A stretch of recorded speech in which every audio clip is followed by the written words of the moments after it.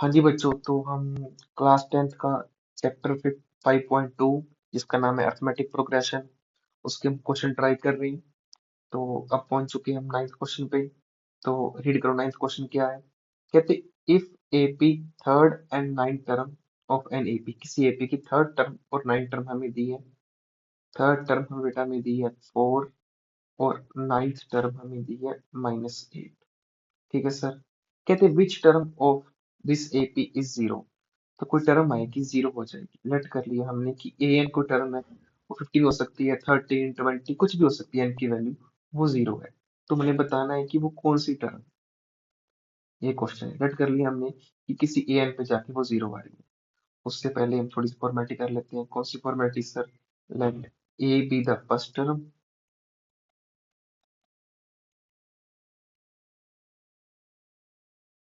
And d be the common difference. क्या sir ये formality करनी जरूरी है? तो बेटा फॉर्मेलिटी कह लो या कुछ मर्जी कह लो, हाँ जरूरी है ये, क्योंकि कई बार एग्जामिनर इसके नंबर काट लेता है। तो सारा क्वेश्चन हमने सही किया है, बस ये ऊपर लाइन नहीं लिखी तो एग्जामिनर नंबर काट सकता है।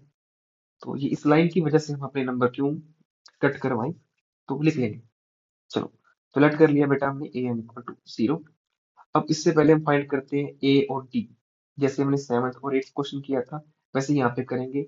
ए3 बेटा क्या होता है सर? वो होता है ए प्लस 2 डी। और सर ए9 क्या होता है? वो होता है सर 8 ए प्लस 8। सर ये कहाँ से आया? वो फॉर्मूला था हमारे पास, क्या था? A n equal to a plus n minus 1 into d. ये फर्स्ट क्वेश्चन है, इसे दोनों को कर देंगे माइनस। माइनस करने का बेटा मतलब होता है कि हम साइन चेंज करेंगे। जैसे यहाँ पे बाई डिफॉल्ट प्लस था, माइनस हो गया, प्लस था, माइनस था, माइनस हो गया।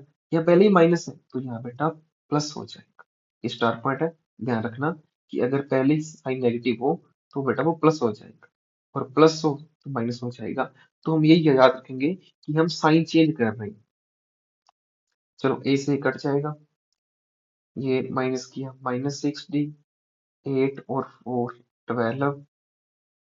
तो डी कितना आ जाएगा? 12/-6। तो डी का आंसर आ जाएगा -2। एक बार डी आ गया तो उसको पुट कर देंगे। चाहे फर्स्ट में कर दो सेकंड में कर दो, आंसर सेम ही आएगा। फर्स्ट वाली थोड़ी छोटी है, लाइक मल्टीप्लाई करना वहां पे इजी है, तो मैं फर्स्ट में पुट कर लेता हूँ। आप चाहे सेकंड में कर लेना, आंसर सेम ही आएगा। Put D equal to -2 into equation 1। हाँ जी सर, क्या होगा? ए प्लस 2, डी को फिल करना है -2, तो -2 ये हो गया -4। इधर -4 है तो जाके +4 हो जाएगा। तो हमारा ए का आंसर आ जाएगा बेटा 8। एक बार ए आ गया और डी आ गया, फिर मेरे से कोई मर्जी टर्म पूछ लो या कोई मर्जी क्वेश्चन पूछ लो। इस क्वेश्चन में पूछा गया है कि कहीं पे जाके हमें जीरो मिलती है, एन टर्म जीरो मिलती है, दैट इज ए एन हमारी कहीं पे जाके जीरो आ रही है। तो ए एन का फॉर्मूला ए प्लस एन -1 इंटू डी। ए हम निकाल चुके हैं 8। एन सर पता नहीं हमें कि कौन सी टर्म जीरो होगी, और डी हम निकाल चुके हैं -2। यहाँ -8 है, सॉरी यहाँ +8 है, वहां जाके -8 हो जाएगा। अब यहाँ पे -2 मल्टीप्लाई में है तो वहां जाके डिवाइड हो जाएगा। कई बच्चे क्या करते हैं, यहाँ -2 है वहां जाके प्लस कर देते हैं।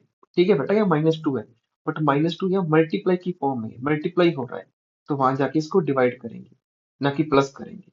नेगेटिव से नेगेटिव कट जाएगा, 2 4 8, तो यहाँ 4 आ गया, और साथ में ये -1 था उससे जाके ये प्लस हो जाएगा। तो एन क्या आ जाएगा? 5। हेंस जो हमारी इस क्वेश्चन की फिफ्थ टर्म आएगी सर, हमारे इस क्वेश्चन की जो एपी दी हुई है उसकी फिफ्थ टर्म निकालेंगे हम, तो वो क्या आ जाएगी? It is equal to